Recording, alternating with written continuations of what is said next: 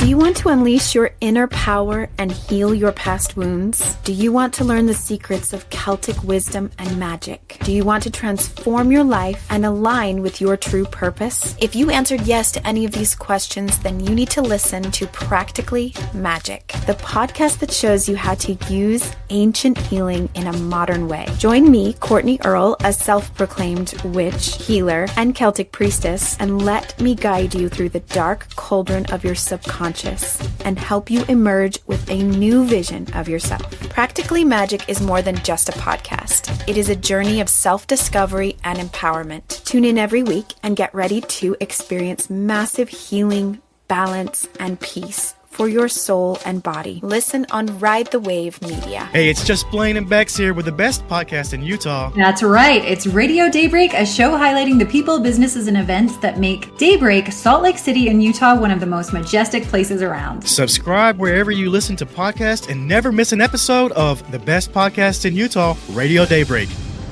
The following presentation is a production of Ride the Wave Media.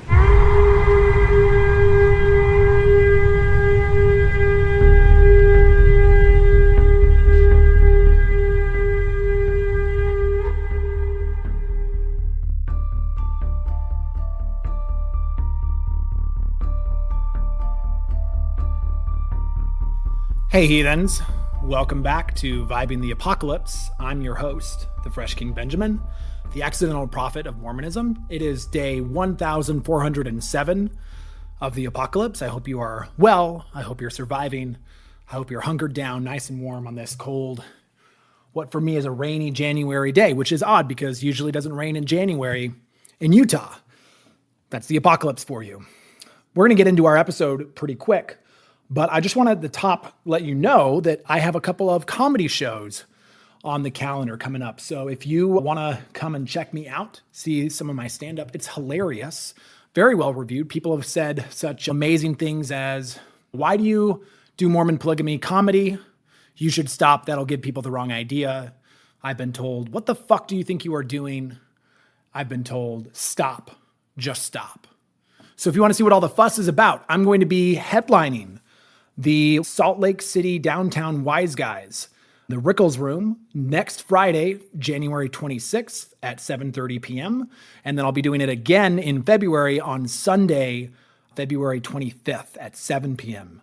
And you can check out both of those. You can get tickets for both of those on the Wise Guys website, wiseguyscomedy.com.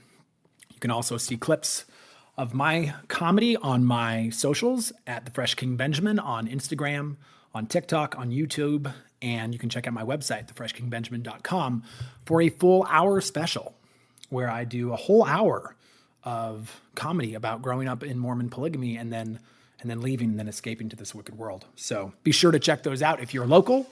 And if you're not local, if you want to fly into Salt Lake, I don't know why you would do that. I mean, it is Sundance weekend, so maybe you're already here, but come and check me out. We're going to have a really good time at those shows. Again, that's next Friday, January 26th, and then the last Sunday in February 25th. I'll be headlining both of those days. So today's episode is about the apocalypse. And I want to use today's episode to let you in on my thinking about what the apocalypse is, why it matters, and how we can use the different ways that humans have thought about apocalypses over the last several thousand years that we've been a species to help us survive this current apocalypse. So I want to start by talking a little bit about what it was like growing up in Mormon polygamy and what our view of the apocalypse was. When I was a kid, what did the apocalypse sound like? What did it look like? Because I was raised in a really apocalyptic culture, right? We were expecting the end of the world. So I'm going to talk about that. And then I want to talk about, as I've exited that worldview and adopted a much more secular, a much more scientific worldview, how I think about the apocalypse now and the structure of an apocalypse, the way that it impacts the world, and then the different myths throughout human history that have contributed to our understanding of the apocalypse. And then I want to wrap by talking about the current apocalypse that we're in, maybe when did it start, and what the shape of it is going to look like, and then we'll wrap our episode.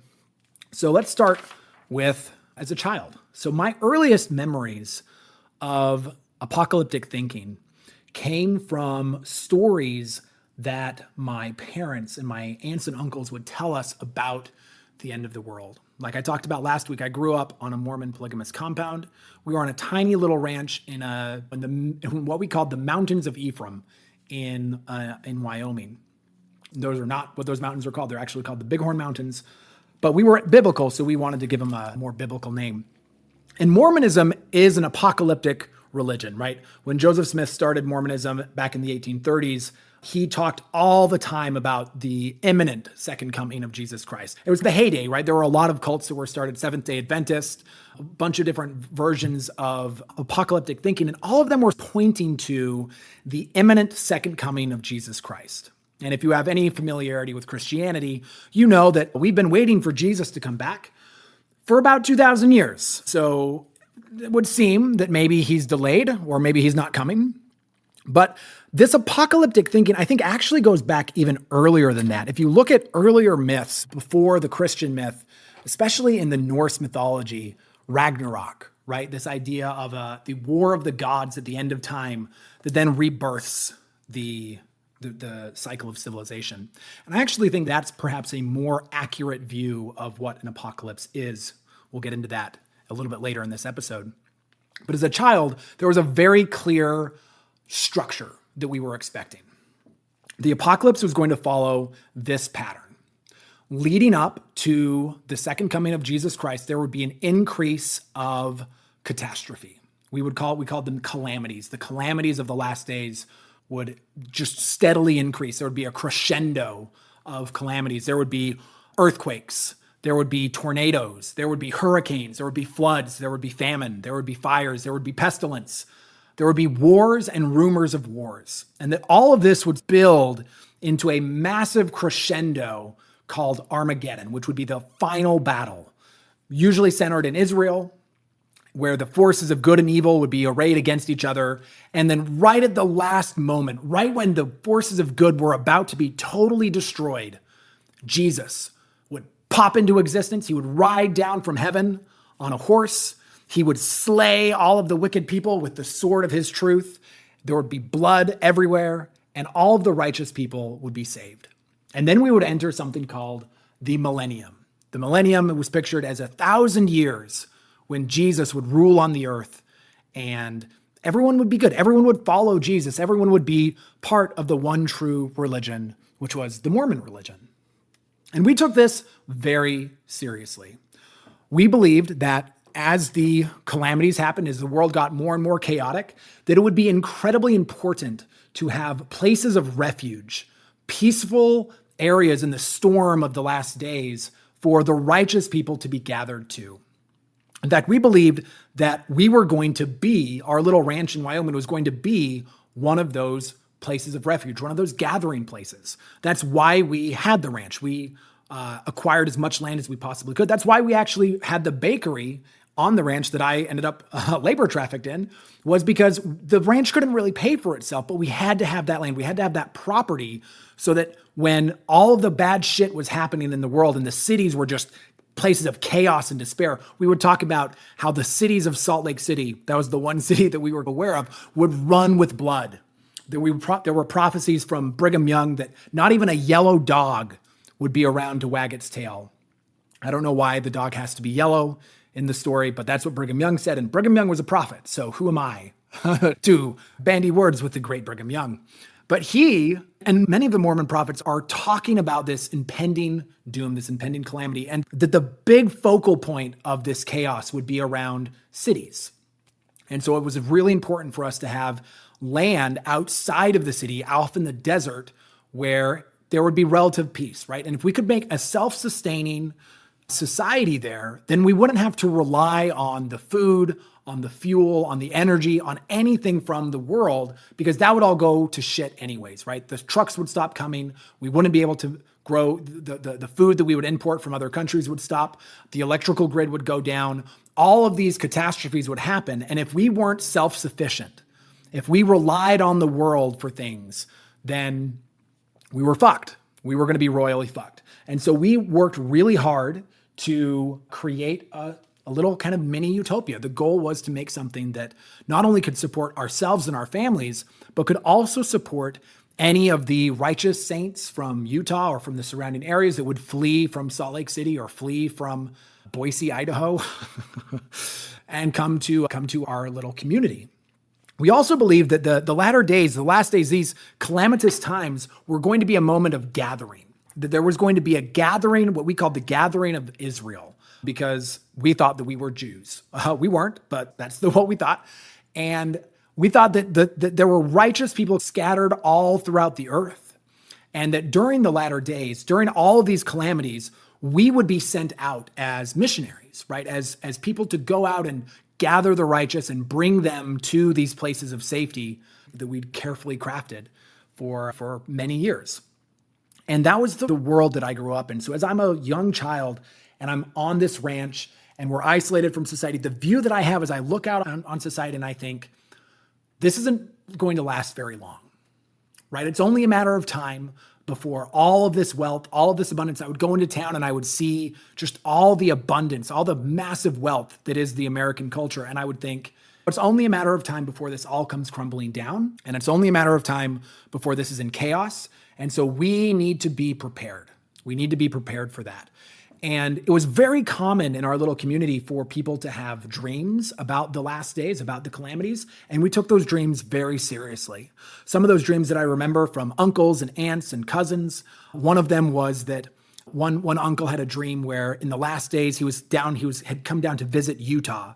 And all of a sudden he'd woken up and there was a massive earthquake. And he ran outside and he saw the mountains that make up the Wasatch Front crumbling down, like melting down like a candle. And we took that very seriously. We thought, yeah, there's going to be an earthquake in Utah. There will be a massive earthquake in Utah and the mountains will come crumbling down around us. That's something we have to be prepared for. Another uncle had a dream about the government coming to our ranch and in these last days, and essentially setting up like a compound, like establishing like a concentration camp, because they'd seen what we were doing and preparing to gather the righteous, and they wanted to come and take us out and make it so that we couldn't do that. And so we took these very seriously. We believed that there were going to be all of these horrible, horrific natural disasters that were going to happen. And we believed that the government was going to become increasingly corrupt, that it was probably going to come after us specifically because we were the righteous ones. And so we had to be separate. We had to be very careful, very cautious of our interactions with the government. And that it was going to be our role, it was going to be our sort of sacred duty in these calamitous times to create places of safety and then welcome the righteous people to that. And so there are a couple of things about this worldview that I think are really interesting and I think are broader than just the Mormon polygamist world, right? Because as I've looked into the evangelical world, the kind of the alt-right Christian world, there are a lot of different places, there are a lot of different worldviews that take this idea of the second coming of Jesus Christ, that take the apocalypse very seriously, right? If you're familiar with the Left Behind series by Jim Jenkins and Tim LaHaye, massive, huge bestseller in the late 90s, about a dozen books all about the last days, what they call the tribulation. And they look to the book of Revelations in the Bible, and they predict a 7-year period of just intense calamity preceded by the rapture, where all of the righteous people get sucked up to heaven. And then there's this 7-year period, the last shot, where you get to repent. If you find Jesus, that's your last chance, because at the very end of that, Jesus is coming back and everything is going to be destroyed.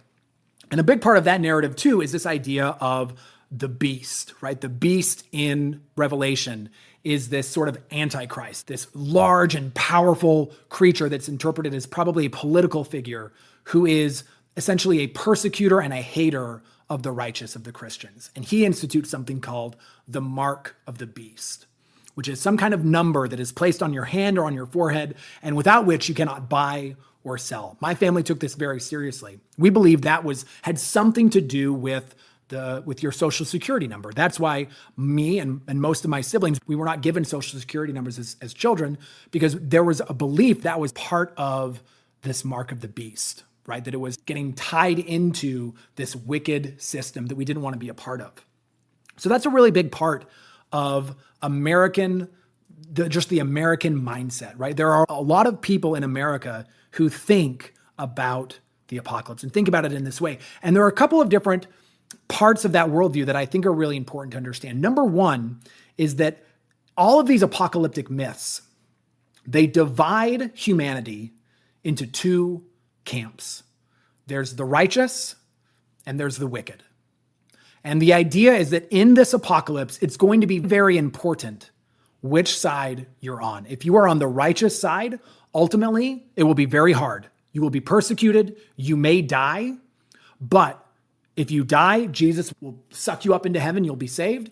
And if you make it, then Jesus will protect you. God will protect you, and he will ultimately save you at the very end. This apocalyptic world is baked into it is this idea of a savior, right? A Messiah, an extra worldly source that is coming with abundant power to save and also to punish, because there's another group of people in the world, and that's the wicked people.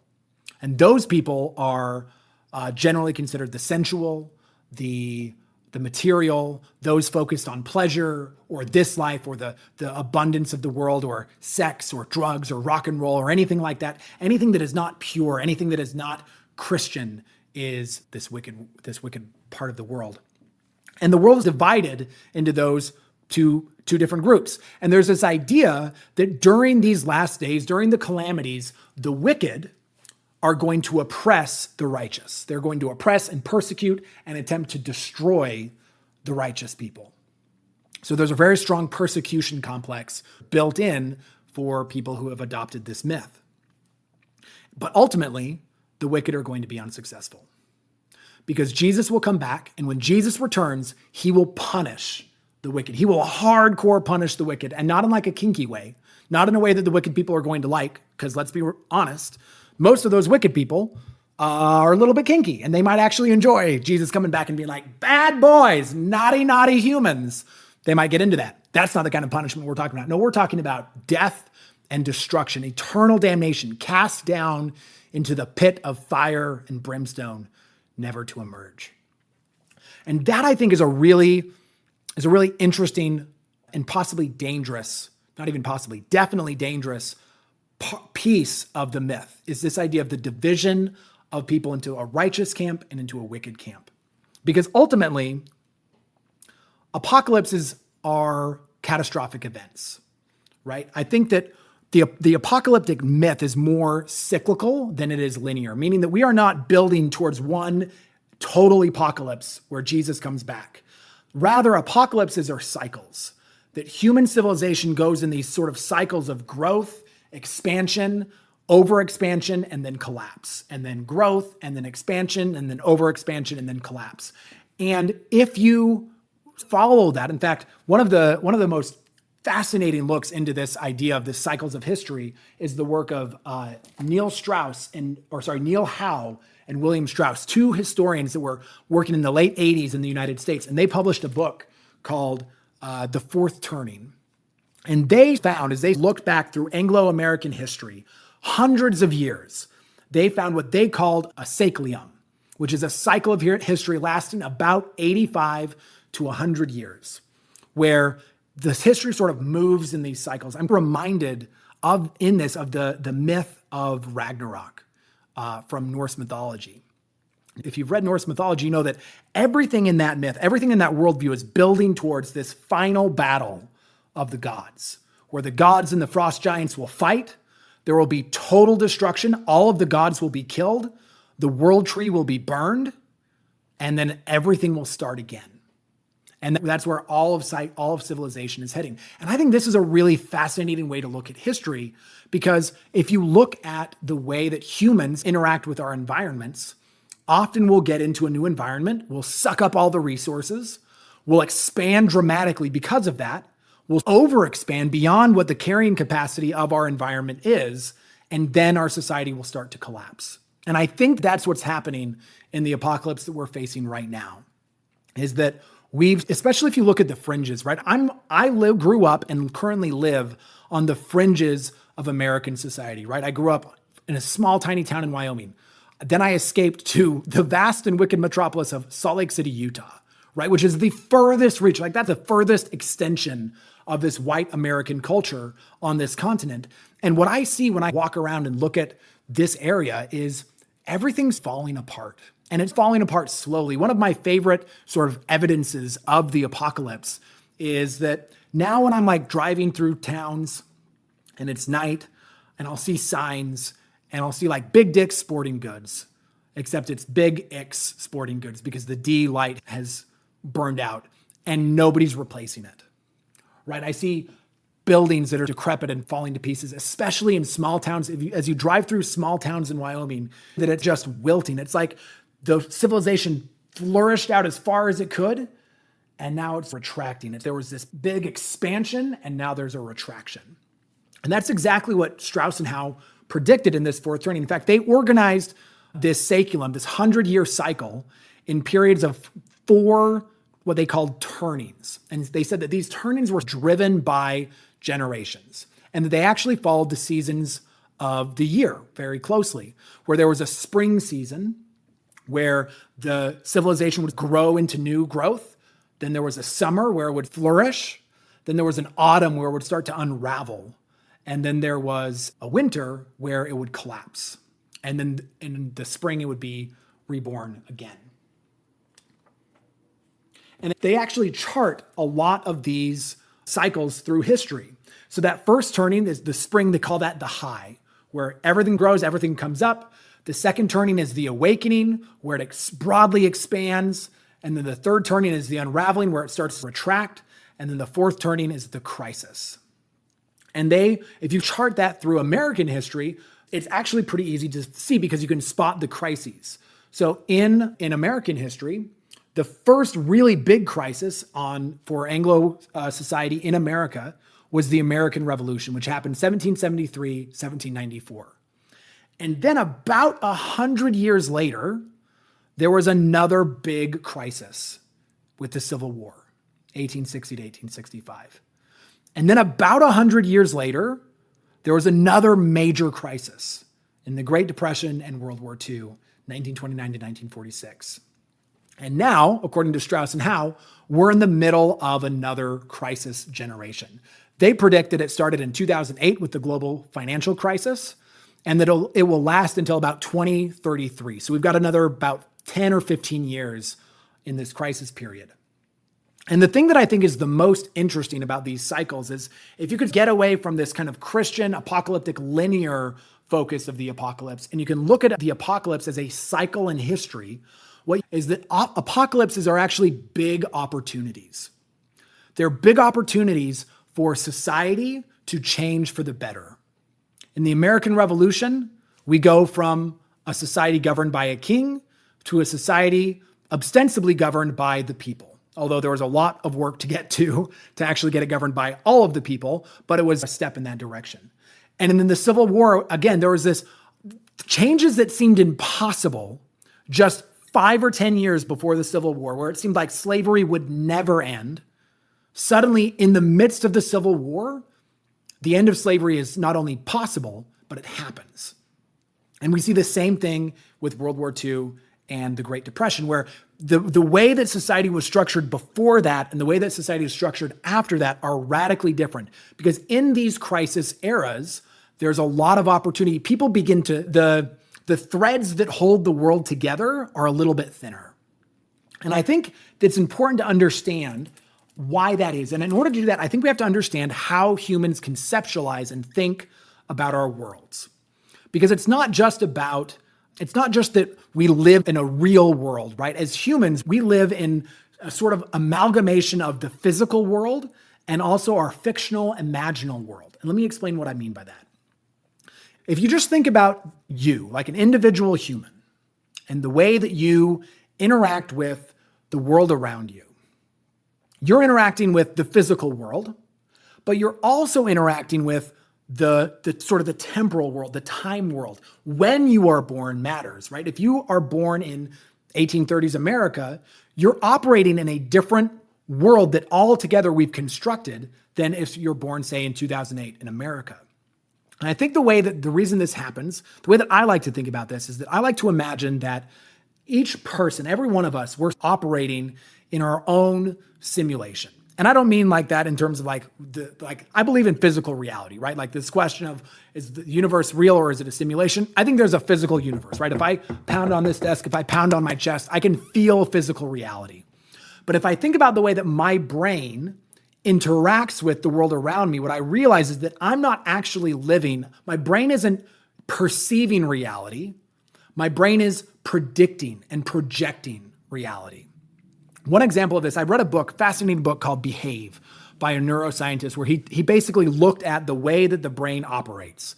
And one of the things that he talked about in that book that I found absolutely fascinating is the idea that our brain doesn't react to things, it predicts things. And let me explain what I mean by that. Just as an example, at any given moment, our brain is processing upwards of 40,000 distinct sensory inputs from our nose, from our eyes, from our ears, from our body, from our sensation. There's tons of data coming into our brain at every moment. And there's also some notable gaps. As an example, right in the middle of our eye, the way that our eye is constructed, there's a hole. And that means that right about here, like a foot in front of our vision on the right and a foot in front of our vision on the left, there should be a giant circle where there's nothing, because our eyes are not actually pulling in light from that area, because that's where the hole of our eye is. And so there's no cells to catch the light, to reflect. And so what our brain actually does is it takes an image around from what's around it, and then it guesses and it fills in that hole for us. It also does that because everything that we see is actually upside down. So it actually not only does it fill in this hole, it also flips it. So as you start to realize the way that happens, the other thing too is that all of the sensory inputs that are coming into our body, it takes time for that to get to our brain. It takes about 0.2 seconds for sensory input to get up to our brain, which is remarkably fast. But what that means is that our brain actually can't function in the physical world if it was only responding to social input or to sensory input. It has to be responding to what it thinks is going to happen. And when that happens, everything's fine, right? Because our brain is actually functioning like this. Our brain makes a prediction about what it thinks will happen. And then it creates a simulation for us to operate that's simulating what it predicts will be going on in the natural world. And then it tests that prediction against actual experience. And either the simulation works and we keep functioning, or there's a correction. And this is called a simulation correction in the neuroscience literature. And we've all experienced this, right? If you've ever been walking down a flight of stairs and you think that you're done, right? You think that there's no more stairs and then there's one more stair and your whole body's just like, blah, right? That is a prediction error that has been corrected. And so you know physically what it feels like in our bodies when our simulation, when our predictions are off and we have to correct, right? So that's what's going on physically. In addition to this physical simulation that we're running, we're also running an individual sort of mythic simulation.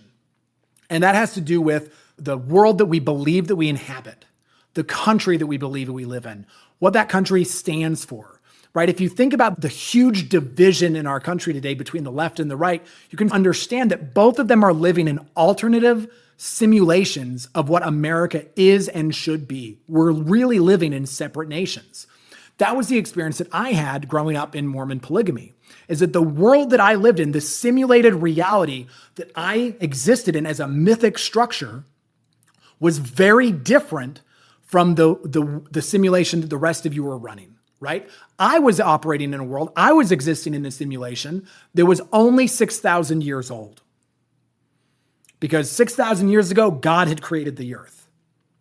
And so because that was a simulation running in my brain, a mythic simulation, I was able to cooperate and interact with a bunch of other people who also were running the same simulation. So I can imagine it, right? If you visualize it, you can imagine that every individual being is projecting this simulation about the physical world and the mythic world, the kind of the fictional social world that we live in. And we're all radiating this out. And then if our mythic world lines up with the mythic world of someone else, then that kind of creates a joint mythic world. So when I talk about the Mormon world or the Mormon myth, That's what I'm talking about, is that currently there are about 14 to 16 million humans who operate in some degree or another within the Mormon myth, meaning that they have accepted mythic truths about how the world is from Mormonism. Like there are prophets that speak to God. Like that the Book of Mormon is a literal translation of gold plates that tell the history of ancient America, right? And so that's a mythic world that people exist in. There's another mythic world in America called Christianity, where we're operating in this shared mythic understanding that Jesus was a real person. He was the Son of God. He died, and then he was resurrected, and he's coming back. That's a mythic framework, right? That is a mythic simulation that creates a different way for humans to interact and to cooperate. Then you also have people who are operating under a different mythic framework, that there is no God, that we are all just chance random atoms that collected here, and that we're ultimately the end of the universe doesn't really matter, that nothing really matters, right? There's dozens and hundreds of these different mythic kind of worlds floating around in our society. And one of the big ones that we have is this myth of America, right? America as a country, America as a nation, and what it means. And currently, as a civilization, as an American civilization, we're in a massive conflict about what that civilization means. And I would submit that not only are we in a conflict about what that simulation means, about what that mythic framework of America means, but that mythic framework is also in an apocalyptic state. Because what an apocalypse is any time our collective view of the world breaks. So an apocalypse is a breakage of the world. One example of that for me, I think that we can have mini apocalypses, like we can have personal apocalypses, we can have community apocalypses, and we can have societal apocalypses, and we can have global apocalypses.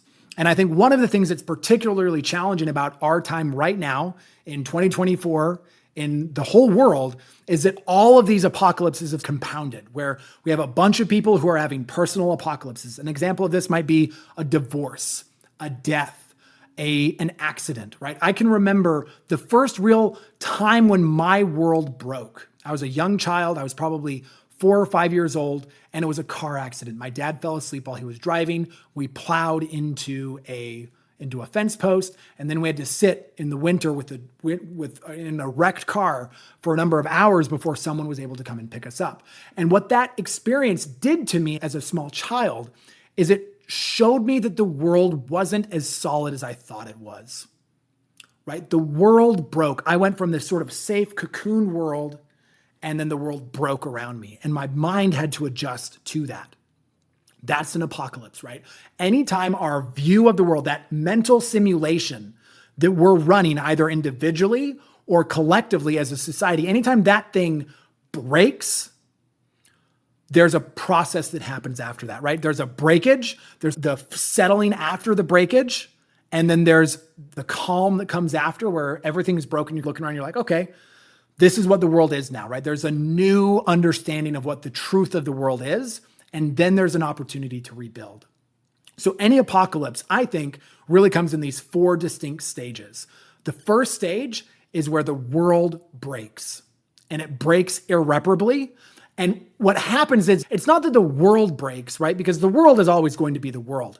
It's that our framework for understanding the way that the world works and what things are possible shatters.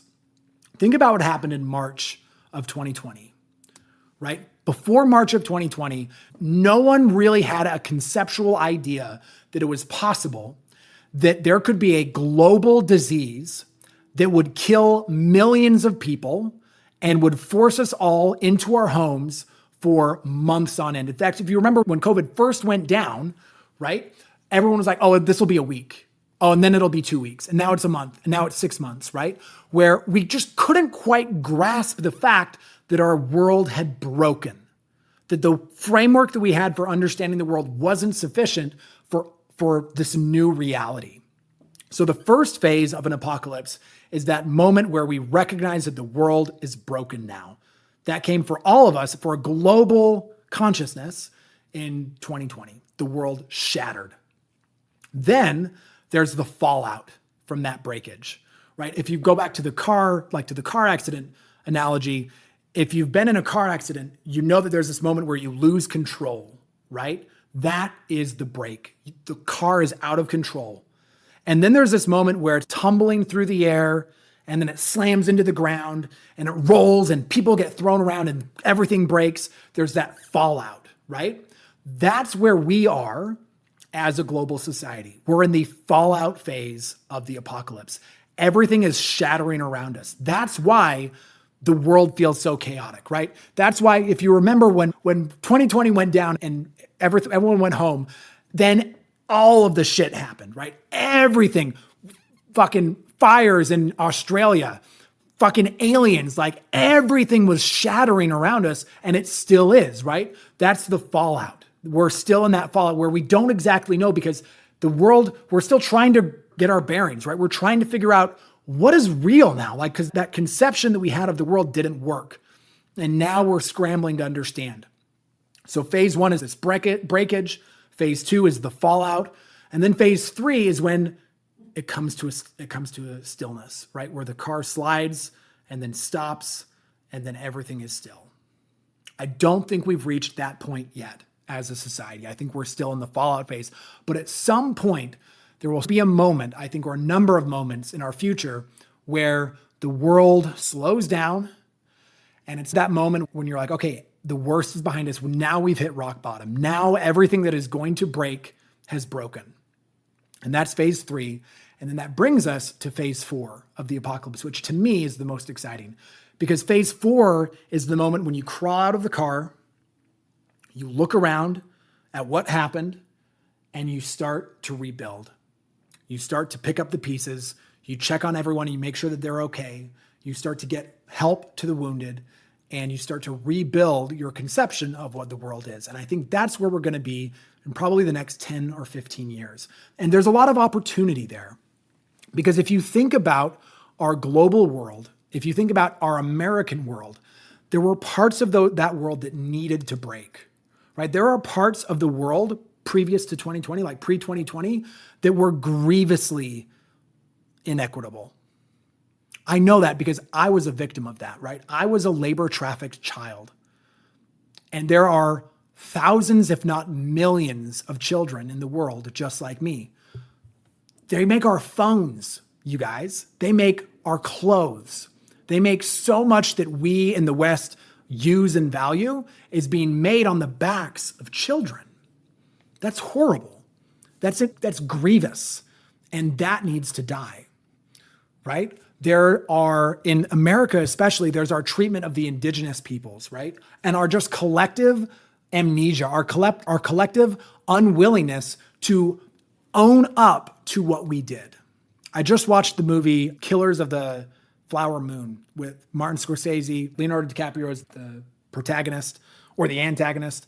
And I don't want to spoil it if you haven't seen it, but it is a chilling story about the way that we treated the native peoples of this land. And the thing that was the most awful to me about watching that movie was this, because there's a group of people in the movie who are white, who are going around murdering the natives, basically to get their oil money.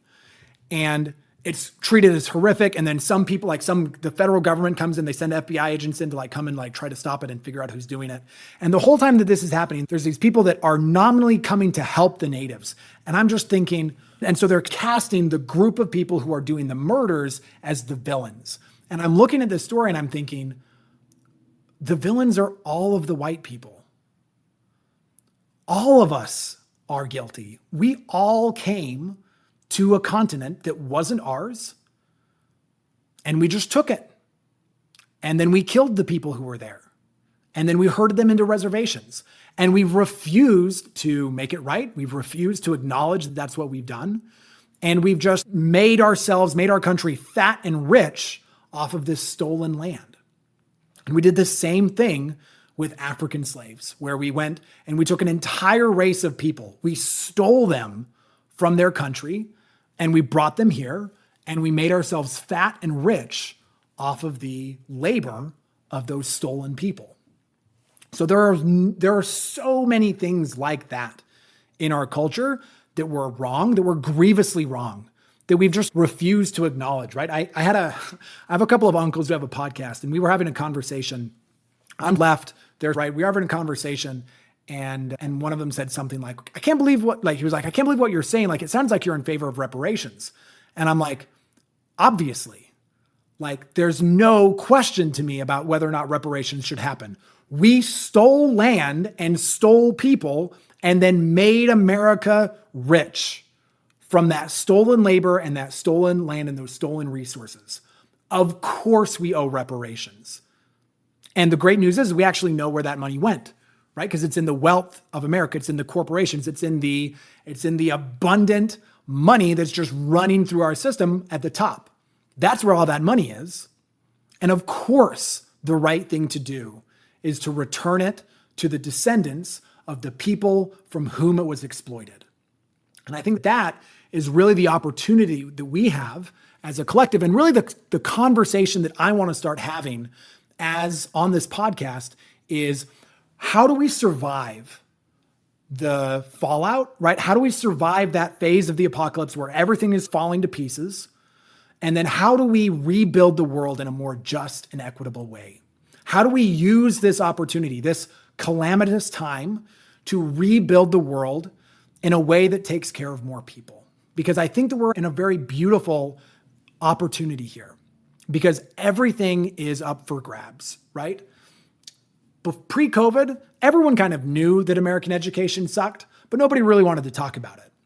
And then every American parent got a firsthand look at the state of American education.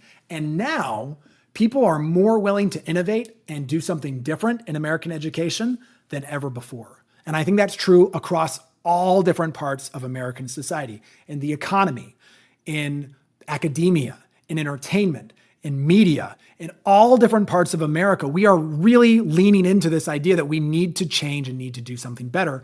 And I want to start having those conversations, because I worry that maybe not a worry, but I just believe very strongly that the myth that we tell about this apocalypse is important. And I don't want to tell the myth that the world is divided between wicked people and righteous people. Because anytime there's a myth that revolves around wicked and righteous, generally that ends with the righteous people punishing or killing the wicked people. And my experience, having grown up as one of the righteous and having stepped out into the wicked world, is that there really isn't wicked and righteous. There's just people. There are just humans doing human things. And sometimes human things are beautiful, and sometimes human things are scared, and sometimes human things are ugly, and sometimes human things are transcendent. But we are all humans. So I don't think that I don't want to perpetuate or buy into this narrative of the apocalypse that says the world is wicked and the world is righteous, and we need to promote the righteous people and condemn and punish the wicked people. That is essentially the narrative that we see on both sides of the political aisle in the world today. And that's going to be driving the 2024 election, right? The Republicans are like, we're the righteous ones. We have the righteous, true version of America. And the Democrats have the wicked, ugly version of America. And then the Democrats are saying, we have the righteous, inclusive, beautiful version of America. And those Republicans have the wicked, evil, satanic version of it. They probably wouldn't say satanic, but you get my point, right? We're dividing us into two different groups of people. And really, the truth is, we're one group of people. And we need all of us on this continent, because the shit that we're about to face is catastrophic. Because I don't think that we've fully, again, we're still in the fallout phase. We still have probably 10 or 15 years of catastrophe, of calamity, of pestilence and earthquakes and tornadoes and hurricanes and sea levels rising and wars and rumors of wars. All of the things that I was told as a child were going to be happening in terms of the calamities of the last days are happening. And we have to face those as a community, as a global community, or we're going to tear ourselves to pieces fighting. And the real opportunity, the real thing that makes me hopeful, and that I think that we really need to lean into as a collective society, is the understanding that we are a global tribe and that we have both the resources, the wealth, the intelligence, and the capacity to protect everyone. Because we actually know what's coming, right? With the climate apocalypse, our scientists have been telling us what's going to happen for dozens of years, and they've been right. And they can continue to predict it for us. We know, for example, that sea levels are going to rise anywhere from 10 feet to possibly 50 feet over the next 100 years. We know that is going to happen. And we also know that an overwhelming majority of humans live in right on the coastline, right next to the ocean. And so knowing both of those things as a collective community, as a global community, we could start to make choices that would protect everyone. We could predict. We could use our amazing powers of prediction to make models. AI is just asking for this, just begging for this, to create models of how this apocalypse, how this climate apocalypse is going to impact different cities, different regions. And then we could start to make changes to protect the people who are vulnerable. We could make decisions as a collective to redistribute the wealth of our societies in a way that takes care of those who are the most vulnerable and still gives the people at the top a pretty sweet gig, right? One of my favorite examples of this is Jeff Bezos. He has a $500 million yacht, which I think is rad, by the way. I imagine that thing is the shit. I imagine that it's pretty incredible. But I'll also bet that a $250 million yacht is pretty great. I haven't been on either of them. I've never even been on a yacht. But I would imagine that a $250 million yacht is pretty fucking baller. And so we need to, as a community, and that doesn't mean, I don't know, that means that the government needs to go and take Jeff Bezos' yacht. I think that what we need to do is, as a collective community, we need to adjust the myths and the way that we reward and valorize and honor people in such a way that we incentivize the people who are the chiefs, the people who have the money, the people who are the wealthy, to take care of more people. And then that we build structures around, within our governments, within our societies, that make sure that they're paying their fair share, that it's being distributed equitably, because we are a global community and we have to take care of everyone. We need all of us. We need everybody. And there's a way that we can take care of everybody in this apocalypse, especially if we start to think about it a little bit differently, rather than going in this linear sort of Christian direction that says the apocalypse is a judgment from God and it's done to punish the wicked. Rather than that, to understand that apocalypses are simply the result of the way that humans interact with our environment. And that the way that humans interact with our environment is that we generally take too much. We go into new places, we exploit them, we take as much as we can, we don't think about the long term, and then we create these collapses because we've overextended ourselves. And so we need to move into a new way of thinking. We need to think in terms of resilience, in terms of creating societies that work with the land. America's a great place to do this, by the way, because that was the entire way that the native populations existed in this American continent before Europeans came over, right? There were vast, forests full of food that were human cultivated. We worked with the land to create abundance that would take care of everyone. And I think we can do that again. We don't have to leave our technology. We can keep our brilliant, clever technology, and we can change our thinking. Rather than exploiting Gaia, rather than stealing from Gaia, we can work with Gaia to create abundance for everyone. And that's really the message that I have as the apocalypse prophet, is that apocalypses are natural cycles of history. They're the result of us as humans overextending and taking too much and being greedy. And that the solution is for us as a species to change our values and to adjust and think about our environment and our responsibility to our environment and to the other people around us more carefully and more compassionately, in a way that takes care of everyone. And that's really the way for us to survive, and not only survive, but thrive, maybe vibe in this current apocalypse, because we've got a big opportunity here. We have a choice to make. And the choice that I want to make is I want to live in a world where we acknowledge the harsh realities of our situation. We acknowledge that we are in Like the car, we are in catastrophe, right? We are in the middle of a car accident. The car is in the air. It is spiraling out of control. And it's going to come to us. It's going to settle pretty soon. It's going to stop pretty soon. And as we're doing that, as a society, as we're spiraling out of control, we need to start having serious conversations about what the world is like, what we need to do differently, how we need to think differently, how we need to feel differently, the different frameworks, the different myths that we need to tell, the different systems of business and education and media that we need to adopt in order to survive in this new world. And then we need to go build that world. So if that sounds like an interesting journey to go on with me, I'd like to invite you to come back and check out my next episode. Next week, I'm going to have my very first guest. I'm very excited for this. This is a very good friend of mine. Her name's Becca. She's a former skydiving instructor, and she has had her own kind of personal experience with a pretty profound and catastrophic personal apocalypse. And so she's going to come on next week. We're going to talk about what that means in terms of her life, and we're going to tell some stories about how we know each other. We're going to laugh, and it's going to be a really fantastic conversation. So make sure that you tune in next week. Thanks for joining me for this episode. Hope it was something interesting and helpful. I really believe, you guys, that we are in an important time in history, and we're in an very beautifully possible time in history. And I know that it's scary. I know that it's difficult. I know that everything feels strange and unfamiliar and catastrophic right now. But I promise you that we can survive this, because I've survived this, right? I've survived many apocalypses in my life. I'm the apocalypse prophet. I know how it's going to go down. It's going to be gnarly for a couple more years, for probably 10, 15 more years.